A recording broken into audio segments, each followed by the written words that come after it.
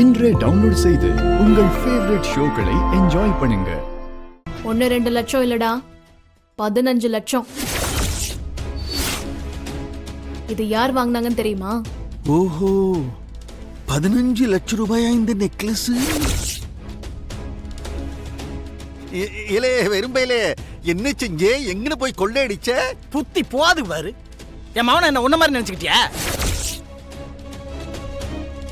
நீதான் கோயில்ல திருடி மாட்டிக்கிட்ட களவாணி பையன். ஏய், பிச்சு புடும் பிச்சு. இப்ப எதுக்காக இதை கொண்டு வந்து ஏன்ட்ட போடுதே? என்ன என் மகளை ஏமாத்தி கல்யாணம் பண்ணதுக்கு இது தண்டமா தெரியா நீ? ஆமா, அவன் என்ன ஏமாத்தி கல்யாணம் பண்ணிக்கிட்டான். நீங்க ஏமாந்து போய் விக்கி விக்கி அழுவீங்க. என்ன ஜோக் அடிக்கிறீங்களா? மாமனாரே, உன் அக்கா தான் 15 லட்சம் ரூபாவை கொடுத்து இந்த வைர நெக்லஸ வாங்கியிருக்கா.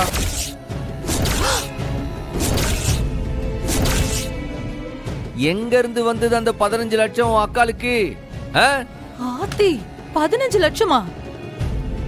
ஏங்க, நெசமாவே அந்த பொம்பளைக்கு இத வாங்க அம்புட்டு காசு எங்க இருந்துங்க கிடைச்சிருக்கும்? அத்த, நிச்சயம் களவாணித்தனம் பண்ணி வந்த காசுல தான் இத வாங்கியிருக்கு.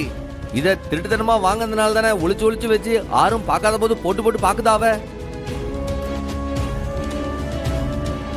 உண்மையிலேயே இந்த நெக்லஸ வாங்கின விஷயத்துல அவளுக்கு மட்டும்தான் சம்பந்தம் இருக்கா, இல்ல உன் புருஷனுக்கு இந்த களவாணித்தனத்துல ஏதாச்சும் பங்கு இருக்கான்னு கேட்டு போலதான் வந்திருக்கான்.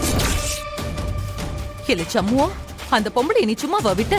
ஆமா, இவனை நீ நல்லா சொரிஞ்சு விடு. இவன் போய் அங்க அக்காவை அடிக்கட்டா? என்ன பேச்சுது? உங்க வீட்ல ஏதாச்சும் பணம் திருட்டு போயிருக்கா என்ன ஏதுன்னு செக் பண்ணி பாருங்க. உங்க பணம் எல்லாம் கரெக்டா இருக்கான்னு பாத்துக்கோங்க ஃபர்ஸ்ட். அதுக்காக தான் நான் சண்முகத்தோட வந்தேன். அப்பா கிட்ட இருந்து காசு திருடுறதா சான்ஸே கிடையாது. அதுக்கு பதிலா கருங்கல்ல அரைச்சு எண்ணெயே எடுத்துடலாம். இலே வெறும்பையிலே, இப்ப எனக்கு புரியுது என்ன நடந்துச்சுன்னு. எனக்கு தெரியுது. இப்ப நீதான் நடந்தது என்னன்னு தெரியாம முட்டாத்தனமா இங்க வந்து கேள்வி கேட்டுக்கிட்டு இருக்க. நீ ஏல விளங்காதவன, எவ்வளவு பெரிய விஷயம் நடந்திருக்கு. என்னமோ எனக்கு தெரியும் உனக்கு தெரியும் வசனம் பேசிட்டு இருக்க.